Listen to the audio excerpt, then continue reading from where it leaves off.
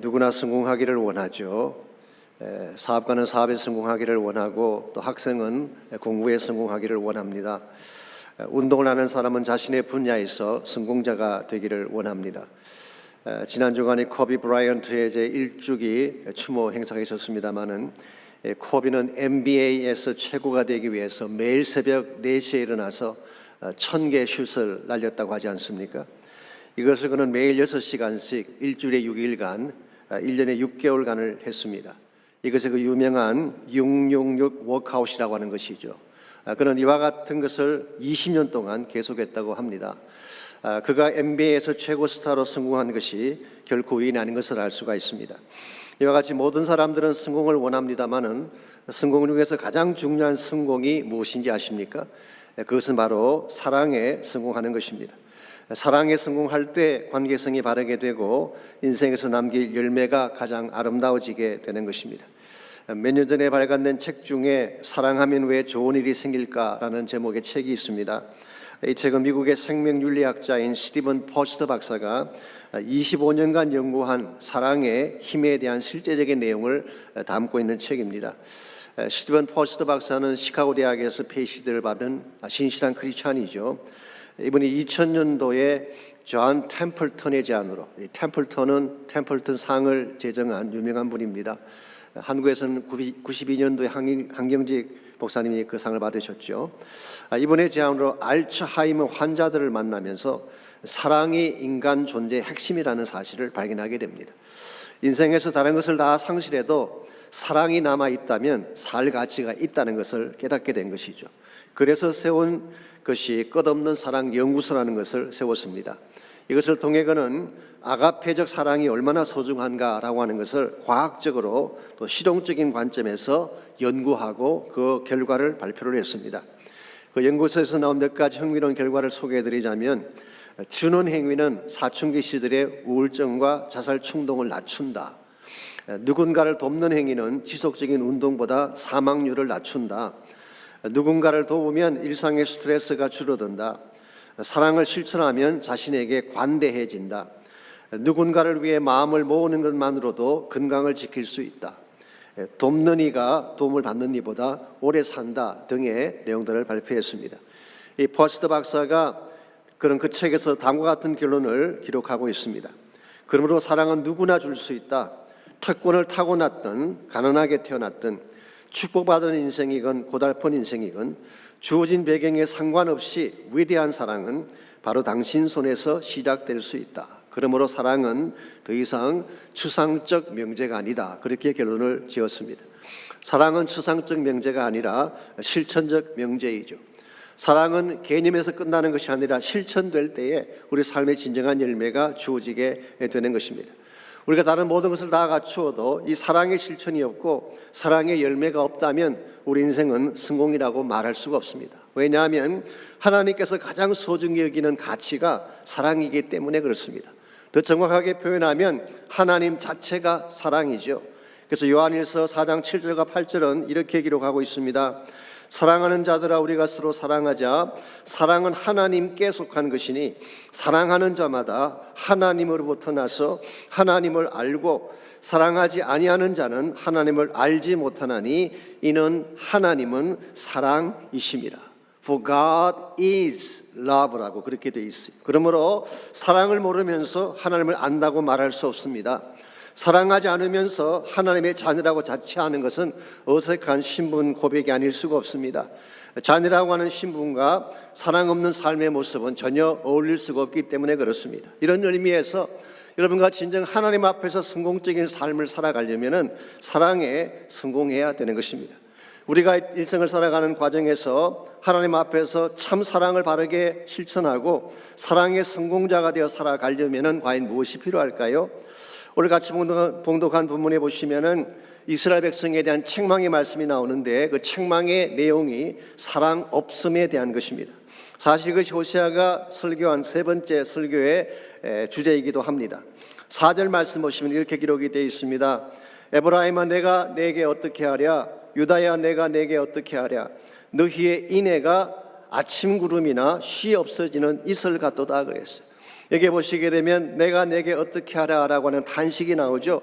하나님이 이스라엘 백성을 보시면서 유다 민족을 보시면서 탄식하셨어요. 왜 탄식하셨을까요? 하나님의 기대를 벗어났기 때문에 그런 것입니다. 다른 말로 표현하면 하나님이 기대하신 사랑과 실제로 그들이 보여준 사랑이 달랐기 때문에 실망해서 하신 말씀이에요.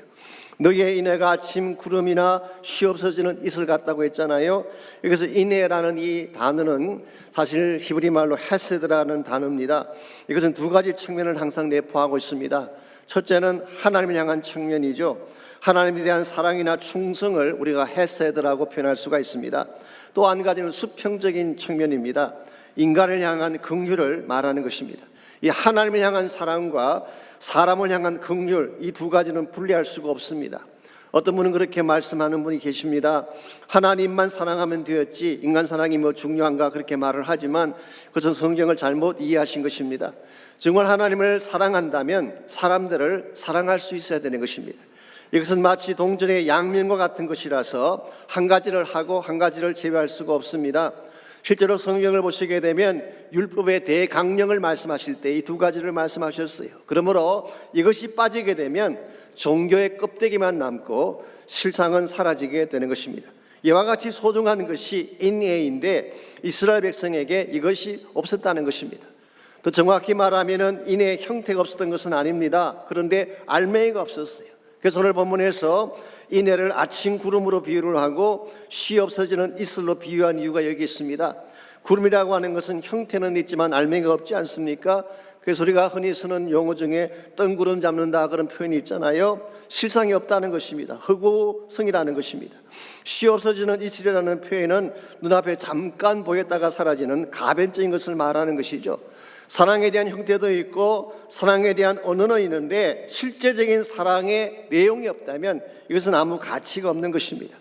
아마도 이스라엘 백성의 마음속에는 하나님 앞에 나가서 적당히 제사를 드리고 형식적인 사랑의 제스처만 하면 된다고 생각했던 것처럼 보이지만 하나님은 여기에 동의하지 않는 것 같습니다. 6절 말씀 보시게 되면 하나님이 진짜 원하시는 것을 이렇게 표현하고 있습니다. 나는 인애를 원하고 제사를 원하지 아니하며 번제보다 하나님 아는 것을 원한다고 하셨어요. 여기서 하나님께서 원하시는 것은 그들이 드리는 형식적인 제사가 아니라 진심이 담긴 사랑이었다는 뜻입니다. 다시 말씀드리지만요, 하나님이 제사 자체를 거부하신 것이 아닙니다. 번제 자체가 필요 없다고 말씀하신 것이 아니라 진실된 사랑의 하트가 빠져버린 제사, 형식과 격식만 갖춘 예배는 의미가 없다는 뜻입니다. 오늘 하나님께서 기뻐하시는 것은 사랑의 알맹이에요. 사랑의 껍데기가 아니라 사랑의 알맹이인 것입니다. 이 알맹이가 빠지게 된다면 아무리 좋은 형식을 갖추어도 하나님 보실 때는 가치가 없는 것입니다. 사실 오늘 6절의 말씀은 예수님께서 복음서에서 직접 인용하신 말씀이기도 하죠. 마태복음 9장 13절에 보시면 한 번은 예수님께서 마태의 집에서 식사를 하시는데 이 장면을 보고 바리새인들이 시비를 걸었습니다. 어떻게 너희 선생은 세리와 죄인들과 함께 잡수시느냐 그렇게 시비를 걸었어요. 여기서 죄인이라는 이 표현은 실제로 범죄자를 말하는 것이 아닙니다. 당시 종교 귀족인 바리새인들이나 사두개인들이 봤을 때에 일반적인 사람, common people들을 죄인으로 묘사한 것입니다. 이와 같이 예수님이 일반 사람들과 세리들과 함께 식사하는 것을 보고 비난을 했을 때에 예수님께서 호세아 6장 6절을 인용하시면서 이렇게 말씀하셨어요. 너희는 가서 내가 긍휼을 원하고 제사를 원하지 아니하노라 하신 뜻이 무엇인지 배우라 그랬어요. 너희들이 진짜를 모르는구나. 다시 성경 공부해야 되겠다. 말씀 다시 보고 와. 하나님이 진짜 원하시는 것은 긍휼의 알맹이지 형식적인 제사가 아니다 그렇게 말씀하셨어요. 마태복음 12장 7절에서도 동일하게 인용하셨는데요, 그것은 안식일날 밀밭을 지나가던 제사들이 이삭 잘라 먹는 것을 보고 바리새인들이 정죄했을 때 주님께서 이 말씀을 인용하셨어요. 나는 자비를 원하고 제사를 원하지 아니하노라. 오늘 본문을 인용하신 것입니다. 그들은 안식일이라고 하는 제도에는 관심이 많았지만 정작 배고픈 자의 아픔에는 관심이 없었다는 사실을 예수님께서 지적하신 것이죠. 사실은 이것이 문제입니다. 형태는 있는데 알맹이가 없는 신앙, 사랑의 말은 있는데 사랑의 실천이 없는 신앙, 이것이 사실은 오늘날 교회를 사람들에게 잘못되게 소개하고 세상 사람들이 실망하게 되는 원인이라고 말할 수가 있겠습니다. 언젠가 말씀드린 적이 있습니다마는 간디가 교회를 떠난 이유도 사실 이것 때문이죠. 간디만큼 예수님의 영향을 많이 받은 사람이 없습니다. 필립 얀스가 쓴 책에 의하면요, 간디는 항상 농부와 가축들이 타는 3등칸 열차를 타고 다녔대요. 왜 당신은 3등칸 열차를 타는가 물었을 때에 간디 대답이 4등칸이 없었다, 그렇게 대답을 했다는 일화가 있습니다. 가끔 예화집에 슈바이처 박사가 그랬다고 인용을 하지만 잘못된 인용입니다. 그것은 또한 그는 전염병이 일어났을 때에 많은 사람들이 나병 환자를 피해 다닐 때에 그는 직접 나병 환자를 찾아가서 그를 씻기고 붕대를 감아주었던 그런 사람이에요. 심지어 그는 연필을 만든 사람에 대한 존중으로 신부분이 끝나기 전까지는 연필을 버리지 않았다고 합니다. 이와 같은 것을 누구에게 배웠냐 물어보면 그는 주저없이 답합니다. 예수님께 배웠다고 대답을 했어요. 그럼에도 불구하고 한 번도 그가 크리스천이 되겠다고 생각해 본 적이 없었다고 고백을 했습니다. 이유가 무엇인지 아십니까? 그리스도의 삶에서 그리스도를 본 적이 거의 없기 때문이다. 이것이 그의 답변이었어요. 얼마나 충격적인 대답입니까?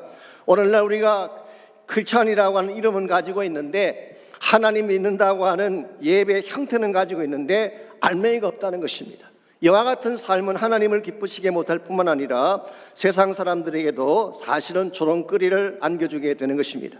이런 측면에서 정말 우리의 삶 가운데에 형식 중심적인 신앙생활이 없는지를 확인할 필요가 있습니다. 정말 복음의 영광을 회복하고 하나님의 영광이 다시 살아나기를 원한다면 지금이라도 껍데기 신앙을 던져버리고 진실된 사랑의 삶으로 돌아가야 되는 것입니다. 그때의 복음도 살아나게 되고 하나님의 영광도 회복이 될 수가 있습니다. 이런 의미에서 우리가 이 아침 물어야 될 가장 중요한 질문이 이것입니다. 하나님이 가장 기뻐하는 것이 사랑인데 오늘 우리의 삶 자체가 하나님 앞에서 바른 사랑을 실천하려면 무엇이 필요할지, 참된 사랑의 삶을 통해서 하나님이 인정하시는 성공자가 되려면 무엇이 필요할지 오늘 본문을 중심으로 몇 가지를 나눌 수 있기를 원합니다. 오늘 본문에 보시게 되면 이스라엘 백성이 참사랑을 버렸는데 그들이 다시 참사랑으로 돌아가는 데 필요한 몇 가지 단계가 오늘 본문에 소개가 되어 있습니다. 첫 번째 단계가 언약의 회복입니다. 참된 사랑으로 돌아가려면 하나님과 깨어졌던 관계가 깨어진 언약을 다시 회복해야지 하나님께로 돌아가고 사랑으로 돌아갈 수가 있는 것입니다. 언약이라고 하는 것은 약속을 말하는 것이죠. 그냥 약속이 아니라 사랑의 관계를 결정하는 약속을 언약이라고 이야기합니다. 하나님 이스라엘 백성을 택하신 후에 언약을 체결하셨죠. 그 결과 그들이 하나님 백성이 되었고 호세아서의 용어를 빌리자면 하나님의 아내가 된 것입니다. 이와 같이 언약을 체결할 때에 언약의 베이시스가 무엇일까요? 그 베이시스는 사랑입니다. 그것도 무조건적인 사랑, 그것이 바로 언약의 핵심 근거라고 할 수가 있습니다. 그랬는데 7절 말씀 보시기 바랍니다. 그들은 아담처럼 언약을 어기고 거기에서 나를 반역하였다고 했어요. 여기서 말하는 그들은 당연히 이스라엘 백성을 말하는 것입니다. 아담처럼 언약을 어겼다는 말의 뜻이 무엇일까요? 사실 영어 성경들 중에는 오늘 이 말씀을 조금 다르게 이렇게 번역한 성경들이 여러 개 있습니다. 예를 들어서 킹제임스 버전을 보시게 되면 like man이라고 번역을 했어요. 이 아담이라는 단어가 사람이라는 뜻이잖아요. 그래서 그것을 직역해서 그렇게 번역한 것입니다. RSV 성경은 at 아담, 아담을 장소로 본 것입니다. 그래서 뭐 여러 가지 많은 해석들이 있고 다양한 번역들이 있지만 제 개인적으로는 우리말 번역이 잘한 것 같습니다. 문맥상 맞는 것 같습니다. 그냥 아담처럼 번역하는 것이 맞습니다. 하나님께서 아담과 언약을 체결하시고 선악과를 따먹지 말라고 그렇게 분부하셨죠. 사실 선악과를 따먹지 말라고 분부하신 이유가 언약 체결에 필요하기 때문에 그 분부를 내리신 것입니다. 그때에 이 아담이 언약을 깨뜨리고 하나님에 대해서 범죄를 하게 됩니다. 그 결과 하나님과의 관계가 끊어지게 되었죠. 오늘 본문의 말씀은 아담이 그렇게 했던 것처럼 이스라엘도 동일한 일을 행했다, 그 말씀이에요. 그래서 거기서 나를 반역했다고 했는데 거기는 베델을 의미할 가능성이 많습니다. 여러분이 이미 아시는 바대로 그들은 베델의 금송아지 우상을 만들고 하나님과의 언약을 파기시켜 버렸죠. 이 하나님과의 언약이 깨어지면 모든 관계가 다 끝나는 것입니다. 그래서 이스라엘 백성이 하나님의 백성이었음에도 불구하고 사실은 하나님에 대한 사랑을 제대로 할 수가 없고 받을 수 없는 위치가 된 것입니다. 이와 같이 하나님과 끊어진 관계를 그들의 노력만으로 회복할 수가 있을까요? 제사의 양을 더 늘리고 제사의 횟수를 더 늘린다고 이 관계가 다시 회복되겠습니까? 회복될 수가 없습니다. 그래서 성경 말씀에 하면은 하나님이 또 한 개의 언약을 준비하셨어요. 바로 그 언약이 창세기 3장 15절 말씀입니다. 흥미로운 것은요, 아담의 언약을 파기한 바로 그 자리에서 하나님은 새로운 차원의 언약을 아담에게 주셨어요. 그 내용이 다음과 같습니다. 내가 너로 여자와 원수가 되게 하고 내 후손도 여자의 후손과 원수가 되게 하리니 여자의 후손은 내 머리를 상하게 할 것이요 너는 그의 발꿈치를 상하게 할 것이니라. 내가 너로 하여금, 여기서 말하는 너는 뱀을 말하는 것입니다. 마귀를 말하는 것입니다. 여자와 원수가 되게 하겠다. 그래서 결과적으로 여자의 후손이 너의 머리를 상하게 하고 너는 그의 발꿈치를 상하게 할 것이다. 사실 이 말씀 속에 장차 하나님께서 펼쳐나가실 구속 역사 전체가 다 담겨져 있죠.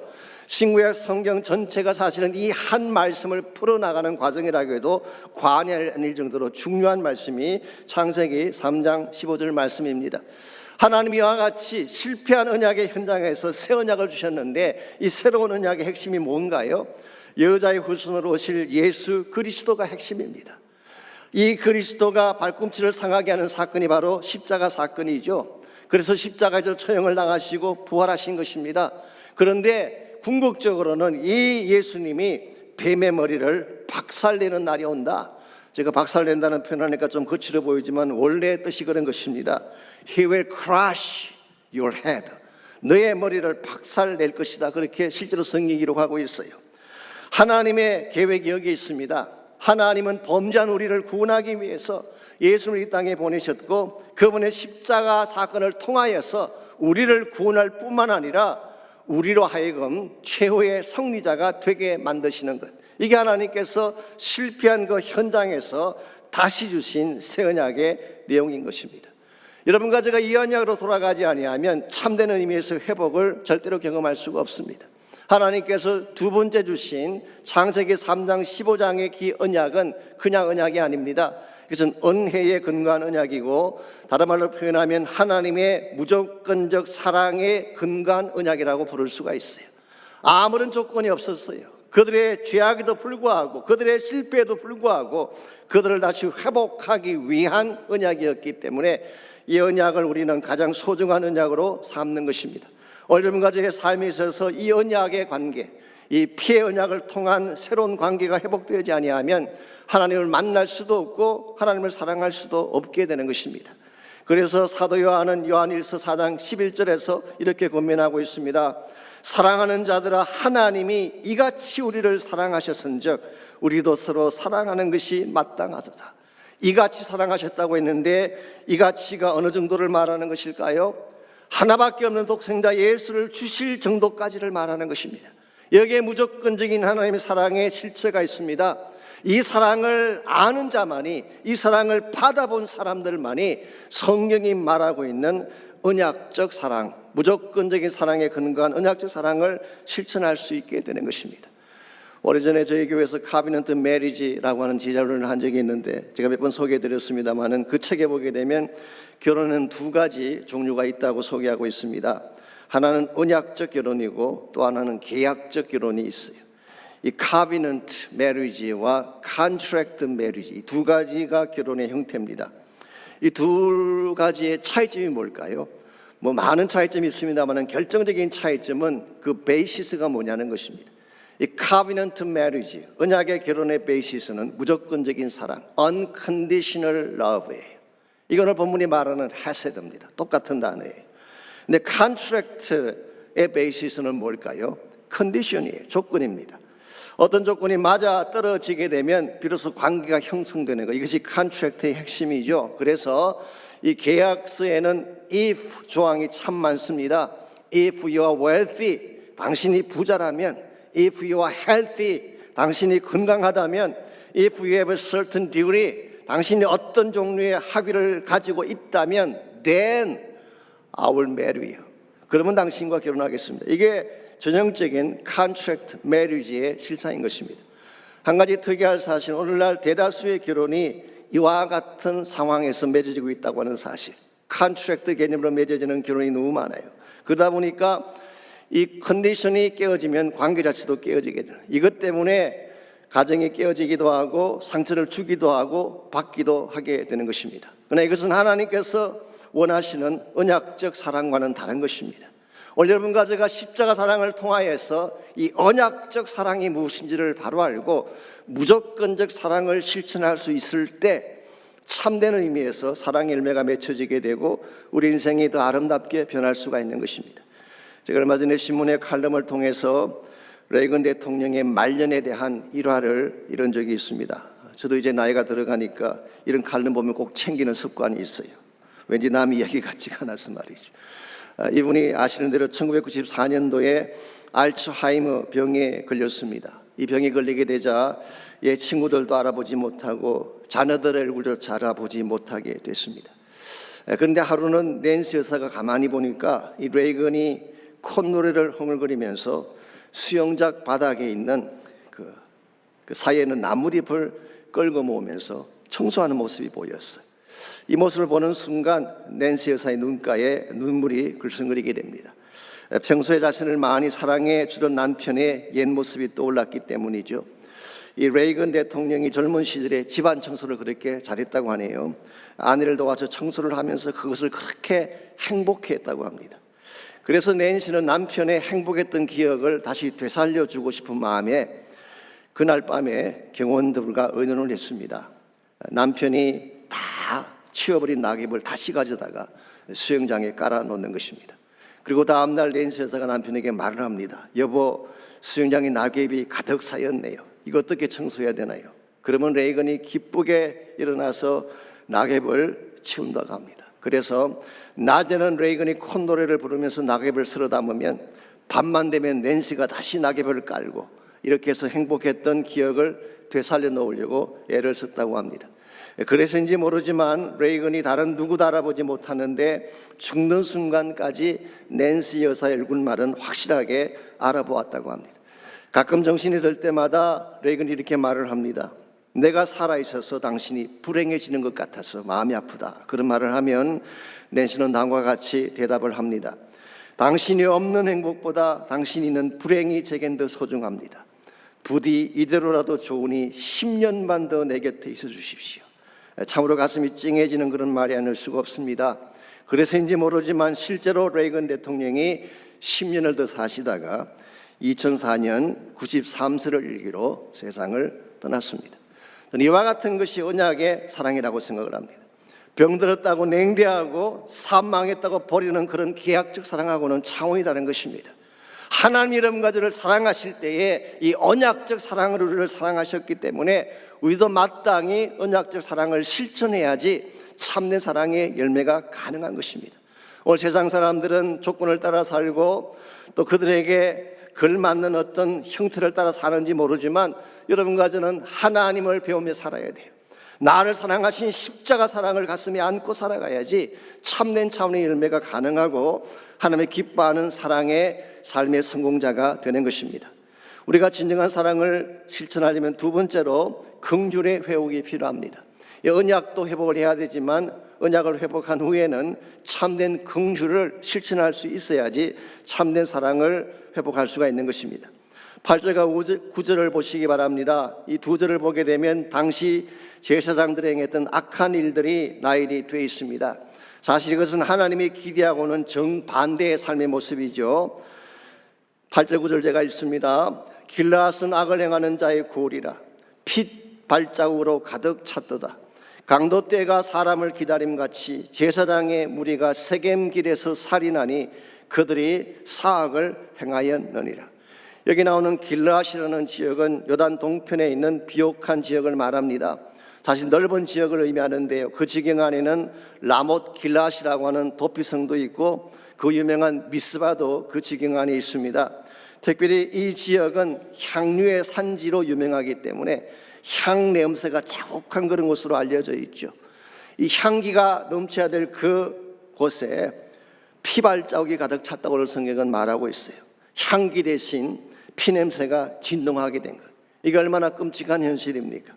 세겜이라는 곳은 요단 서편에 있는 비옥한 땅을 말합니다.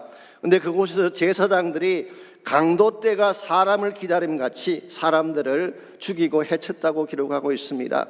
제사장이라고 하면 오히려 강도 맞는 사람을 도와야 될 사람인데 그들이 강도떼가 되어서 사람들을 갈취하고 사람들의 생명을 앗아갔다고 하니 이처럼 거꾸로 된 사회가 어디 있겠어요?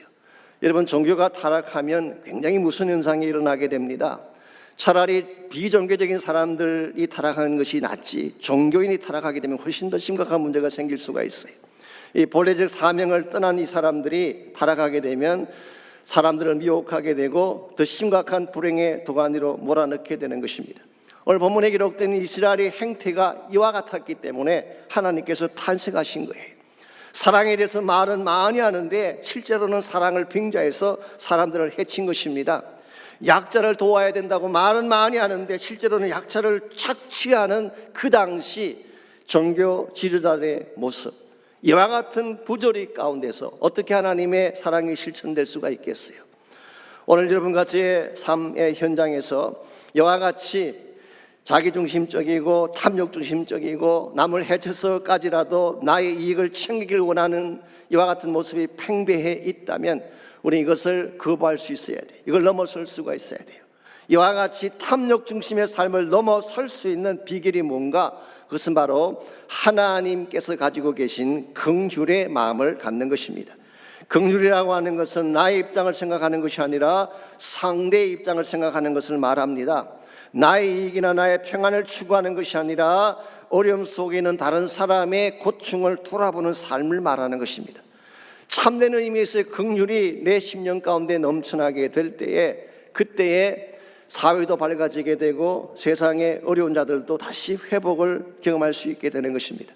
저는 개인적으로 긍휼에 대한 가장 좋은 예 중에 하나가 누가복음 10장에 나오는 선한 사마리아인의 비유라고 저는 생각을 합니다. 아시겠지만 이 비유의 시작이 어떻게 시작되나요? 한 율법사가 본인의 의를 나타내기 위해서 질문을 하죠. 누가 나의 이웃입니까? 물었을 때 예수님께서 그 질문에 대한 답변으로 주신 비유가 우리가 알고 있는 선한 사마리아인의 비유가 됐습니다. 어떤 사람이 예루살렘에서 여리고로 내려가다가 강도를 만났습니다. 모든 것을 다 빼앗기고 피투성이가 되도록 두들겨 맞아서 그냥 두면 죽을 상태가 됐어요. 그때 제사장이 그냥 지나갔지 않습니까? 자신의 안위를 생각했는지 아니면 자신의 종교적 특권을 지키기 위함인지는 모르지만 강도 만난 자의 아픔은 자기와 아무 상관이 없었어요. 두 번째로 레위인이 지나갔는데 레위인도 마찬가지입니다. 레위인의 율법을 알고 성전에서 일을 한다고 하는 프라이드를 가지고 있는지는 모르지만 강도 만난 자의 아픔에 대해서는 무관심했어요. 그랬는데 세 번째로 등장한 인물 사마리아인은 어떻게 했습니까? 성경이 이렇게 기록이 되어 있습니다. 그를 보고 불쌍히 여기라고 했어요. 이게 긍휼이에요. Compassionate heart. 그의 아픔이 나의 아픔처럼 느껴져서 동일한 고통을 안고 그를 찾아간 것입니다. 이와 같은 긍휼의 마음, 이 긍휼의 마음을 사마리아인은 가지고 있었어요.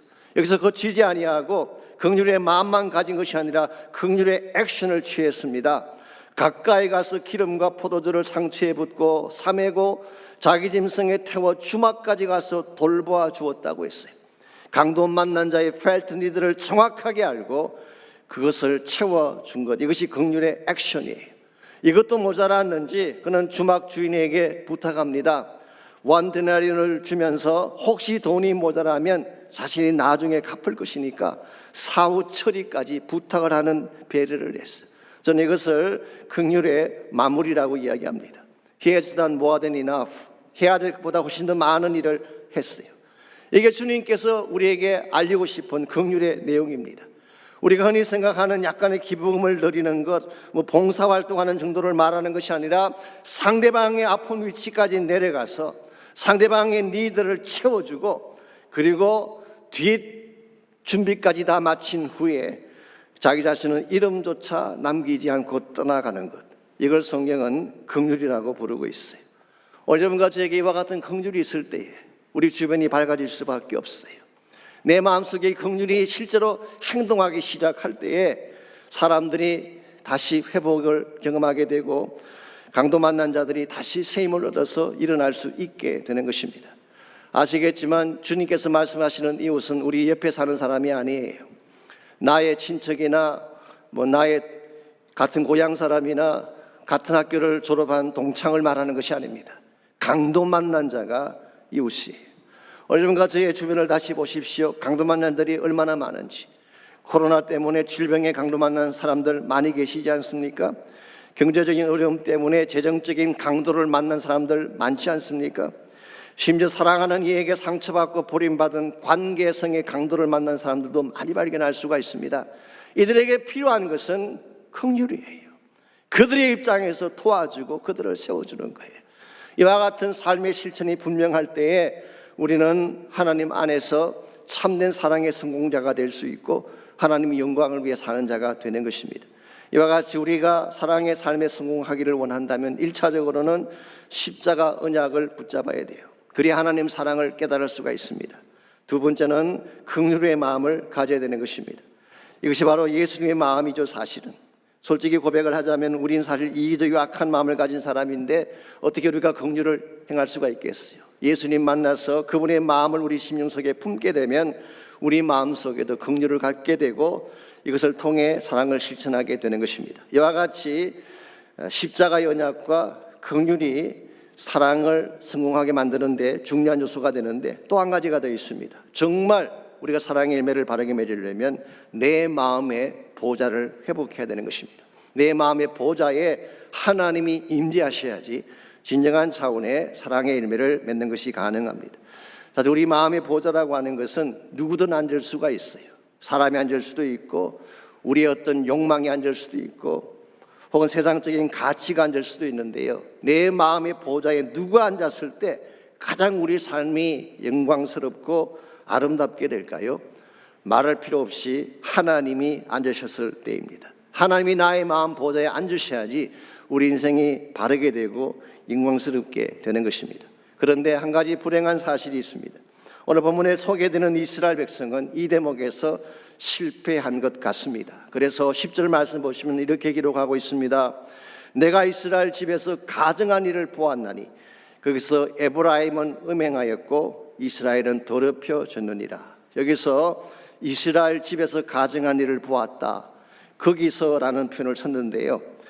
거기서가 어디를 말하는 것일까요? 앞에서도 거기서가 한번 나왔는데 오늘도 마찬가지입니다. 이 10절도 마찬가지입니다. 대다수의 주석가들은 이곳을 베델로 보고 있습니다. 여로보암 1세가 북왕국을 세우고 이곳에 처음으로 금송아지 우상을 세웠기 때문에 바로 이 베델을 이스라엘의 집이라고 표현을 한 것입니다.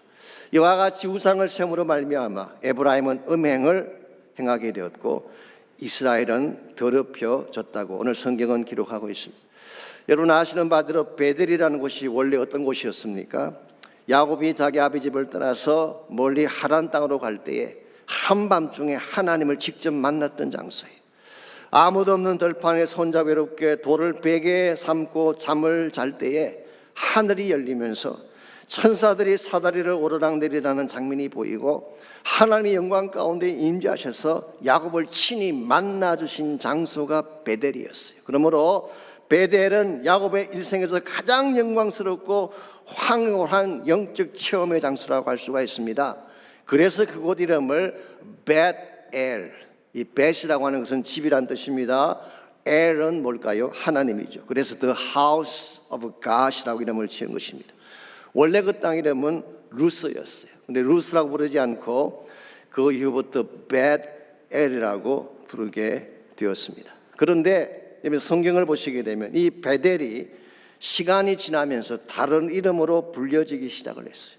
그 중에 대표적인 것 두 가지만 소개해드리자면 첫 번째가 벳아웬이라는 이름이고 또 하나는 복임이라는 이름입니다. 이 벳아웬이라는 이름은 호세아 5장 8절에도 기록이 되어 있습니다. 이 벳아웬의 이름 뜻이 뭘까요? The house of evil, 악의 집이란 뜻이에요. 하나님의 집에 우상이 가득 차게 되면 악한 자의 집이 된다는 뜻이에요. 자, 그렇다면 복임이라는 이름은 무슨 뜻일까요? 이 복음이라는 이름은 사사기 2장 1절에 나옵니다.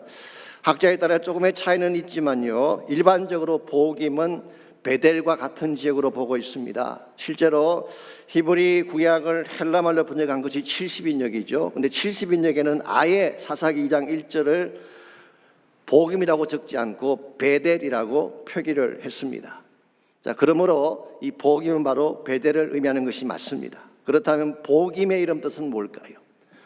그 이름의 뜻은 울음의 집, wailing place, 울음의 장소, 통곡의 장소라고 하는 뜻입니다. 아니, 하나님이 임재하신 영광의 집, 하나님의 집이 어떻게 통곡의 집이 되었을까요?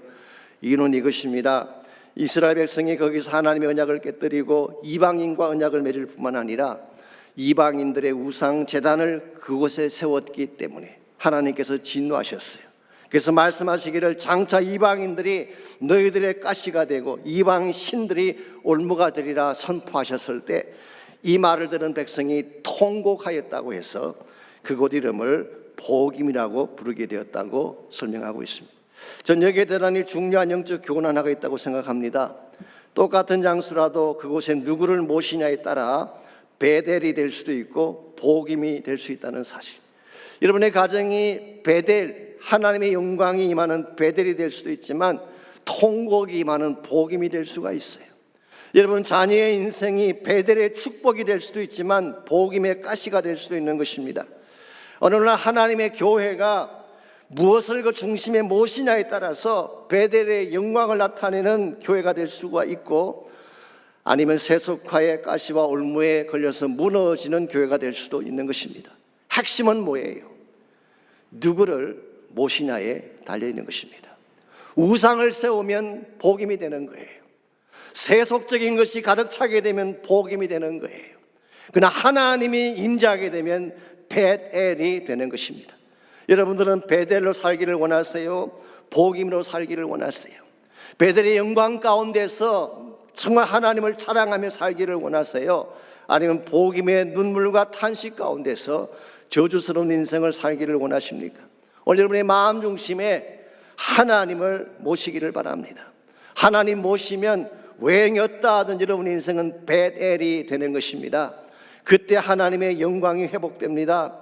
내 마음의 정오심이 떠나가고 사랑이 내 마음을 사로잡게 되는 거예요. 내 마음 중심에 하나님이 임재하실 때에 예배가 회복되고 부흥이 시작되는 것입니다. 그때 비로소 하늘의 권세가 우리 삶을 다스리게 되는 것입니다. 이런 의미에서 내 마음의 중심에 아직도 가득 차 있는 우상의 뿌리를 뽑아내야 돼요. 세상적인 모든 올무와 가시들을 다 뽑아내어버리고 하나님으로 가득 찬 인생으로 만들어야지 우리 삶이 바른 일을 행할 수가 있게 되고, 그때의 진정한 차원의 사랑의 열매가 맺혀지게 되는 것입니다. 아신 대로 사랑의 열매 우리 힘만으로 맺을 수가 없습니다. 우리 악한 마음 속에 어떻게 사랑의 열매가 맺혀질 수 있겠어요? 근데 나의 마음 중심에, 내 마음 보좌에 하나님으로 가득 차게 되면 어떤 상황 속에서도 우리는 사랑의 열매를 맺게 되고 아름다운 능력을 행사하며 살아가게 되는 것입니다. 이런 면에서 여러분이 정말 사랑으로 성공하기를 원한다면 마음의 보좌에 하나님 모셔야 돼요. 그분의 영광된 임재 가운데 살아가셔야만 여러분 인생이 새로워지고 밝아지고 아름답게 변하게 되는 것입니다. 지난해 연말 한창 코로나 바이러스가 기승을 부릴 때 USA 투데이지에 이런 기사가 났었습니다. 그 사우스캐롤라이나의 그린빌 미모리얼 하스피탈에서 일하고 있는 간호사에 대한 스토리였습니다. 여러분 아시겠지만 코로나 팬데믹 시대 가장 힘들게 일하시는 분들이 사실 병원에서 일하시는 분들이에요. 병원은 코로나의 최전방이죠.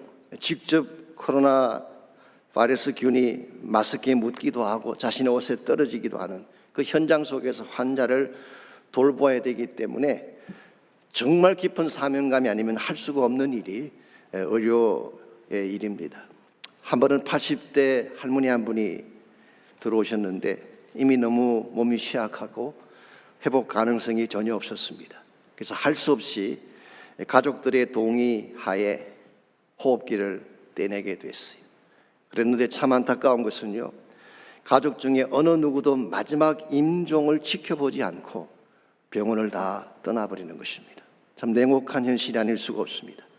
이와 같이 가족들마저도 다 버리고 떠난 80대 할머니를 이 간호사는 끝까지 병실을 떠나지 않고 마지막 숨이 멈출 때까지 그 환자의 손을 잡아 주었다는 스토리였어요. 왜 그랬냐는 질문에 그는 이렇게 대답을 했습니다. 세상에서 혼자 외롭게 죽는 것만큼 가슴 아픈 일은 없기 때문이라고. So I stayed and held her hand until her last breath.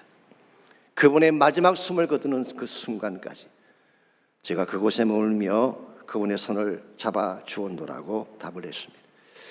오늘 많은 사람들이 자신의 안위를 챙기고 자신의 행복만을 추구하는 이런 시대에 저는 솔직히 이와 같은 사람이 있다는 사실만으로도 큰 위로가 됐어요.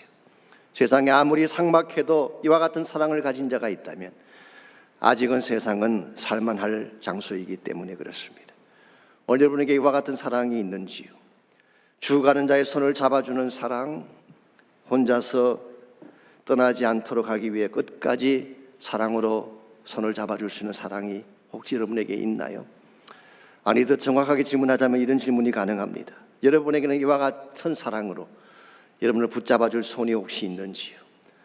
여러분의 인생 가운데 혼자 될 순간이 찾아올 때가 있습니다. 아무도 도울 자가 없는 상황이 찾아올 때가 있습니다. 심지어 가깝게 있던 친구나 친척마저도 자신을 버리고 떠나가는 상황이 올 수가 있습니다. 그때 여러분에게 필요한 것은 모든 자가 떠나가도 마지막 숨을 멈추는 순간까지 내 손을 잡아줄 누구입니다. 그 누가 누구일까요? 저는 예수님 한 분밖에 없다고 생각합니다. 그분만이 끝까지 나를 지켜줄 수가 있고 그분만이 나를 떠나지 않고 내 손을 잡아줄 유일한 동행자가 되십니다. 사랑하는 형제자매 여러분, 세상 사랑에 실망하지 마십시오.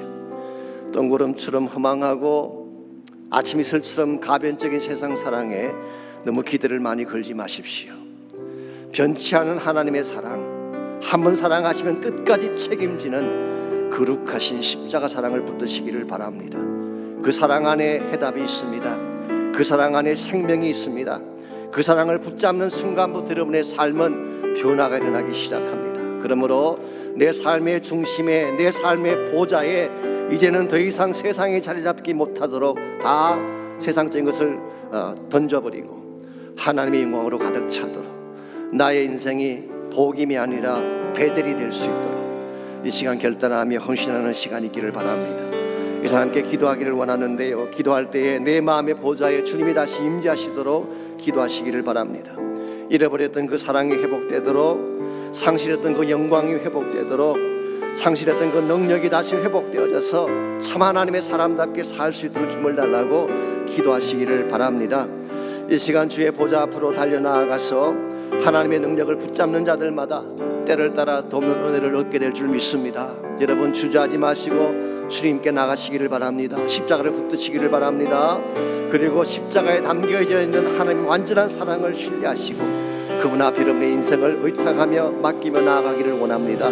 이제 나같이 한 목소리로 기도할 때에 내 마음의 중심이 주의 영광으로 가득 차도록, 내 마음의 중심이 하나님의 인재로 가득 차도록, 내 마음의 중심이 십자가의 사랑으로 가득 차도록 우리 나같이 한 목소리로 함께 기도하겠습니다.